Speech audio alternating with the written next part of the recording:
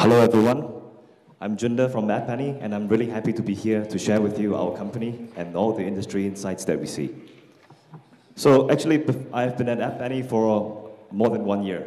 And before App Annie, I worked at companies like Scoroloop, Singtel, and Tapjoy. And all this, it was based in Asia. So it's actually my first time in Russia, and I really enjoy my experience here. So thank you to the organizers for having us here. Okay, so today we will firstly briefly introduce our company. Then we will share with you a lot of the industry insights we see in every country. Okay, so App Annie is the global leader in App Store market analysis and market intelligence. So you see in the TV industry, there were companies like Nielsen. In internet, there was Comscore. And for the app stores, it's us. So we provide market intelligence for every country on the app stores. And today we have 4 offices worldwide, Beijing, Hong Kong, San Francisco, Paris. So why Paris? Because we had a French guy in charge of Europe. And so today we have more than 50 people. We should be 70 people by the end of the year. And this year we also closed Series B investment from IDG in China. We have Greycroft and eVentures in US. I think I'm also aware that eVentures has presence in Russia, and there was Infinity Venture Partners in Japan. These are some of our users worldwide. There are a lot of game publishers, non-game publishers, VCs, media agencies, OEMs, carriers, and platforms. And because our brand is huge globally, so 80% of the top 100 grossing publishers on iOS, they also use us. And these are our 3 products that we have today. Firstly, analytics helps developers, publishers to track their own sales performances for their apps around the world. So this is done without an SDK. So this is different from other SDKs that help you track your usage analytics. So what we focus on is more of the market performance, like which countries are getting more free downloads for you, which countries are getting more paid downloads, which countries are buying more of the 99-cent in-app purchase, which countries buy more of the $99 in-app purchase, and so on. The second product, Store Stats, this gives you complete historical ranking for every app in every country. So this is a lot of market research. And for our premium product, it's called Intelligence. Basically, because of all the data that we have, we are able to make estimates for every app in the world. So every app in the world, the number of free downloads, number of paid downloads, in-app purchase revenue, non-in-app purchase revenue, we have this. Yeah, so this is just a little more about the Intelligence product. So these data estimates can be used by companies for different purposes. So you can look at your competitors, you can look at the growth in different countries, you can look at what kind of product which it will be good to build for which country, what is the ARPU in different countries, how much can you make in each country, and so on. Okay, and these are some of our clients worldwide. Most of them from games, some non-games, and also a lot of VCs and hedge funds. Okay, now we talk about the market. So we start with looking at the local market here in Russia. This is the growth of iOS and Google Play downloads from January to September this year. So actually worldwide, the growth in downloads is usually brought about by the consumption of new smartphone devices in the market. So what I hear is that in Russia, Samsung and LG have been promoting their devices a lot. So people are buying more of Android here. So that's why you see Google Play downloads is growing much faster than iOS in terms of month-on-month downloads.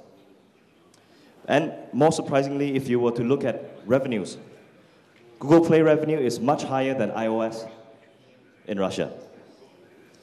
This is a unique situation. It does not happen in most countries because most countries, iOS monetizes much better than Google Play. So the only other big country that has this phenomenon is South Korea. Korea also has bigger Google Play revenues. And also I asked some friends, why do we see a huge increase in August and September?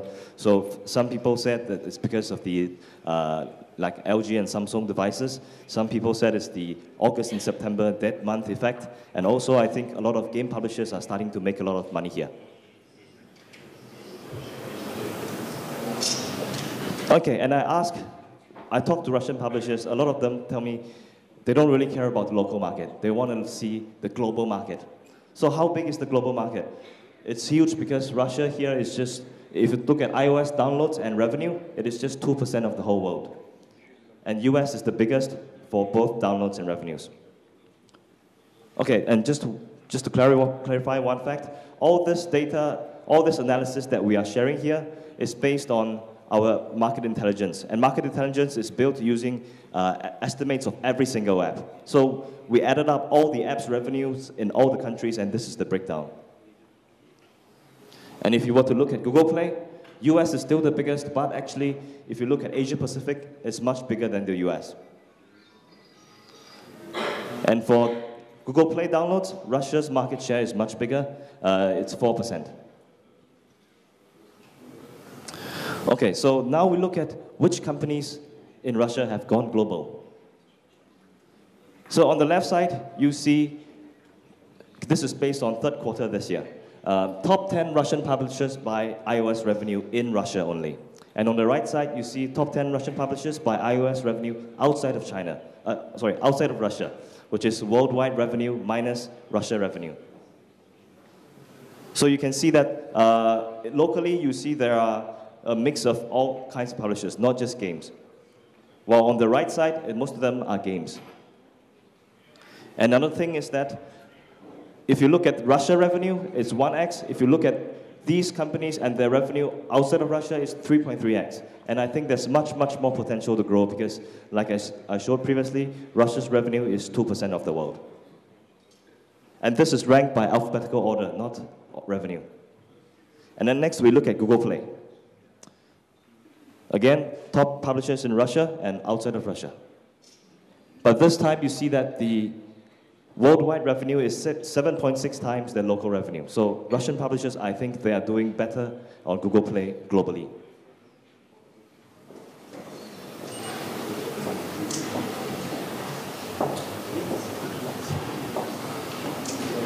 Okay, so now we'll share a lot more market data and we look at how market data can help your business strategy. So firstly, we look at investment and product. What kind of product should I invest in? And then you look at international. When you go international, if you have limited budget, where should I put my budgets? Then marketing, and then monetization. So firstly, international. Product. So we look at the biggest country for iOS revenue and Google Play revenue. That is the US. So these are the top categories by grossing revenue, total revenue in the US. So you see the top category is actually simulation. Simulation games are actually not a mass market category. Usually they only have a few 100,000 downloads, but with that they can generate millions of dollars.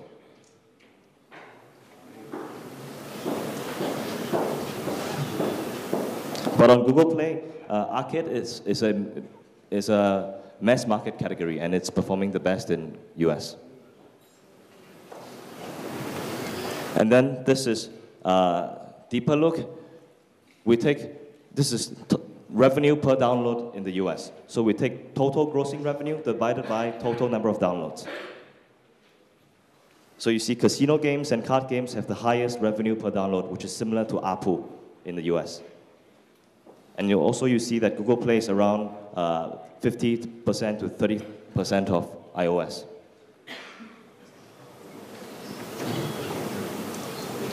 Okay, now we look at international. So we start by looking at all countries.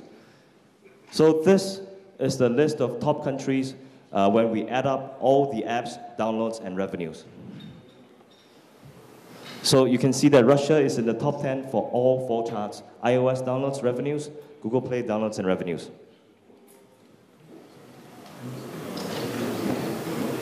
And you can also see a hint of the ARPU, the monetization. In some countries, for instance, China, iOS is number 2, but revenues is number 8. And downloads, for instance, India is number 4, but revenues, you don't see them there. This is also because we only track App Store revenue, Google Play checkout revenue. So if you have revenue from advertising, that is not included in this research.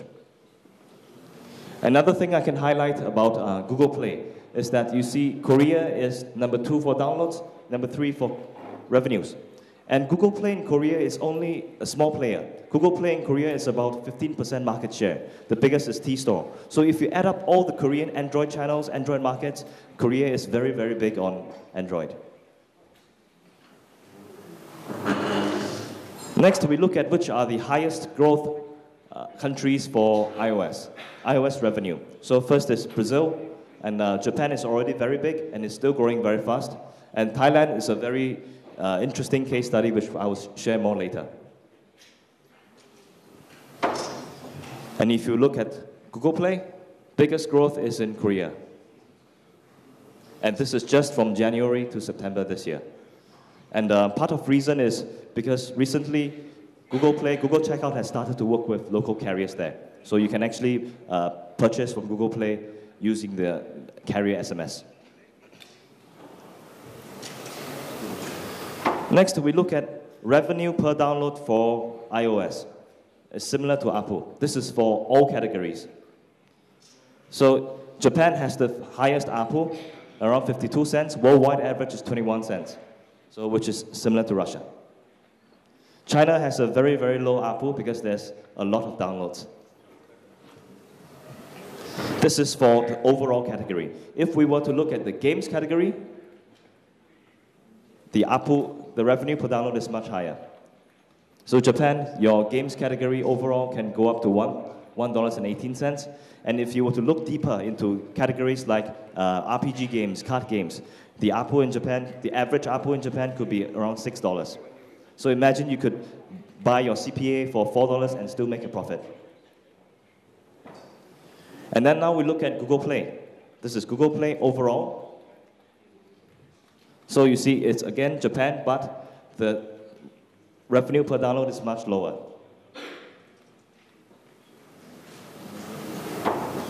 And we look at Google Play games. Again, it's the same ranking.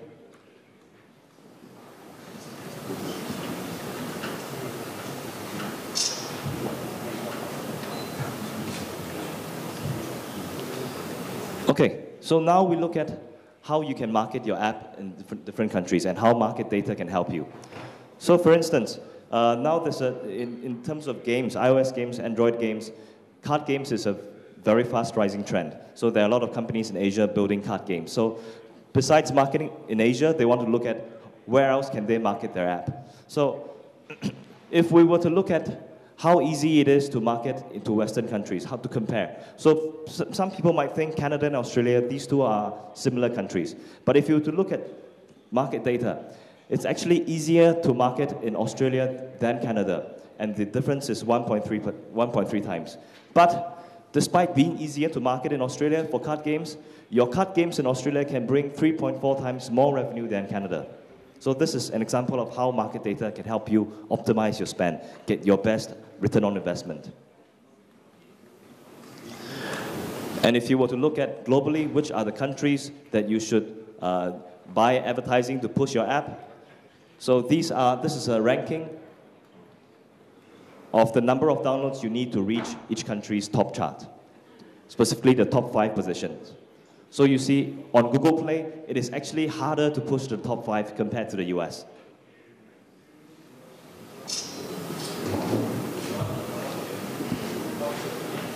Okay, then the most exciting part is about monetization.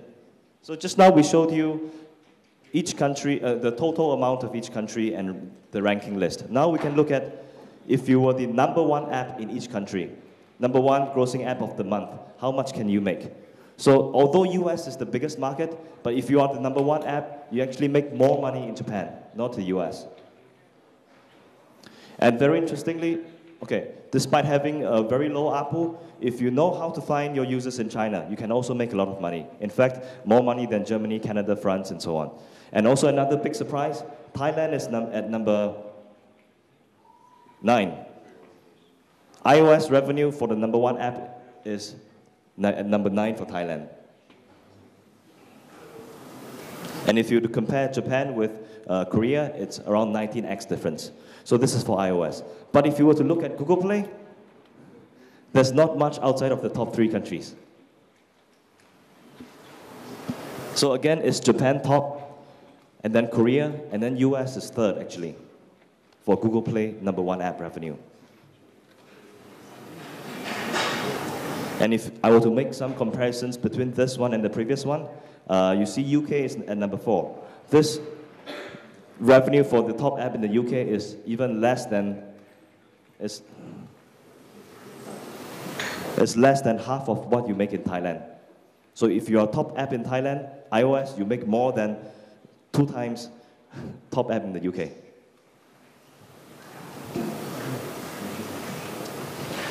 And this is a little case study about Thailand. So not many people know that it's actually generating a lot of revenue there. So this is some marketing monetization tactics. So if you were to localize for some small countries, some emerging countries, it is easier to beat the big companies, Zynga, Glue, and so on, because they are not doing active marketing in those countries. So this is a chart in September. There's this actually Chinese company who did Thai Texas poker. So they were able to easily beat Zynga in Thailand, and they make at least 4 times revenue compared to Zynga in Thailand. So this is a summary of what we covered today. And because I'm based in Asia most of the time, I would like to share some personal tips about marketing your apps in Asia. So firstly, some unique insights. Girls in Asia, they like to share what they're playing on their phones. They share it on Facebook, they share it on the local Facebooks and Twitter and so on. They do it a lot on social media. Guys don't really do it. And then similar to most countries in the world, it is the most heavy MMORPG games that make the most money. And they usually do it with very little downloads. Like just a few 100,000 downloads, you can generate a few million. They are not the mainstream games. Mainstream games are not yet the top games in Asia. And I would say localization is a must. And if you were to seriously consider a big push in China or Japan, you need a local presence. Okay, some tips about China, Japan, and Korea. Firstly, in China, there's uniquely high percentage of iPads compared to iPhones. Some of the top apps, they can even make the same amount of revenue on iPad and iPhone. Because most of the publishers will be maybe 80-20, 70-30. In China, it's almost 50-50 for some top apps. And in China, there are some third-party iOS stores that cater to the huge jailbreak market. So a lot of Western apps, 99 cents, $1.99, they launch on iOS in China. There will be a lot of people who would pirate your app and put it on the jailbroken stores. So one tactic to go around this is you would launch on the jailbroken stores first as a paid product, because on the jailbroken stores, they connect to local payment channels. That is much easier for consumers. And then after launching on jailbroken stores, you launch on iOS, and nobody will bother to pirate you. Thirdly, apps with a lot of cute animals, they have a lot of appeal there. I think Alawa Entertainment had one app called Robber Rabbit. They didn't do promotion in China, but they just got a lot of traction there. And then if you look at local publishing, Tencent is by far the biggest publisher for downloads volume. And in terms of Android monetization, Alipay is the PayPal of China. They're the biggest in terms of revenue for Android monetization. But you can also look at Carrier SMS. Carrier SMS has a very high paying rate because it's in your phone bill. People forget about the phone bill. And also because carrier billing SMS is actually really just one click. And also offer walls also do very well in China. Offer walls like SponsorPay, like Tapjoy. Next, Japan. So in Japan, there's unusually low penetration of iPads. So that because there's not much local content for iPads there. But in Japan, you have very high ARPU because the top games, the top companies there, they've been building games for the local market for many years. They have very evolved game mechanics. They know at every stage how to make users pay. And outside of the app stores, if you're on a mobile, the mobile browser games are actually still very big. But although Japan is big, it's still very much a closed market because you see all the top apps are all from Japanese companies. And if you're looking for local publishing, there is GREE and DNA. They used to make a lot of games, a game platform, and then now they're trying to go into social. And another interesting one, Line. Line is actually a social messaging app. Started from social, now they're trying to enter games, and they're doing very well, actually. And finally, Korea. So, okay, what I said just now, Google Play is only 15% market share. T-Store is the biggest.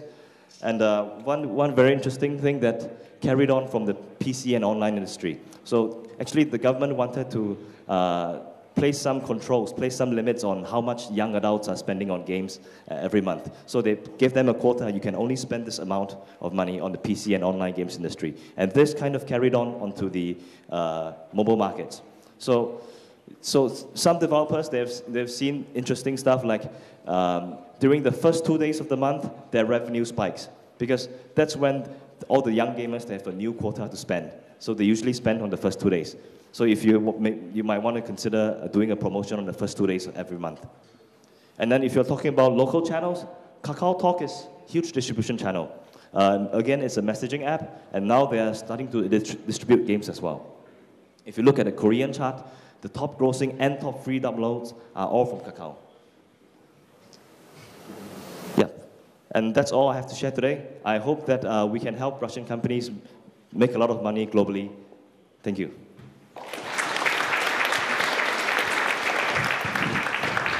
Thank you, Jude. Вопросы, пожалуйста. Okay, I have one question.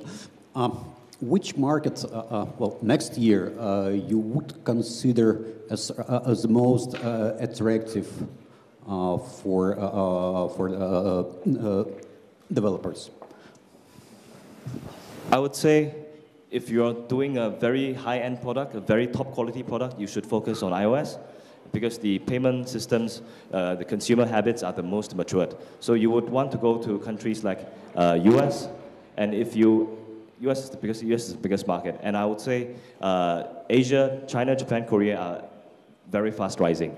In fact, US is the biggest, but they are not really on a growth path anymore. Japan is actually very fast closing in on the US for Google Play. But I believe Japan is the most tough market to enter, right? It is. And Japan, you can make a lot of money. The top app in Japan can make 4 to 5 million on iOS every month after Apple's cut.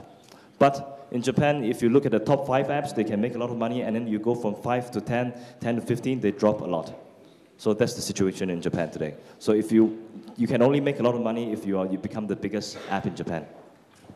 Thank you.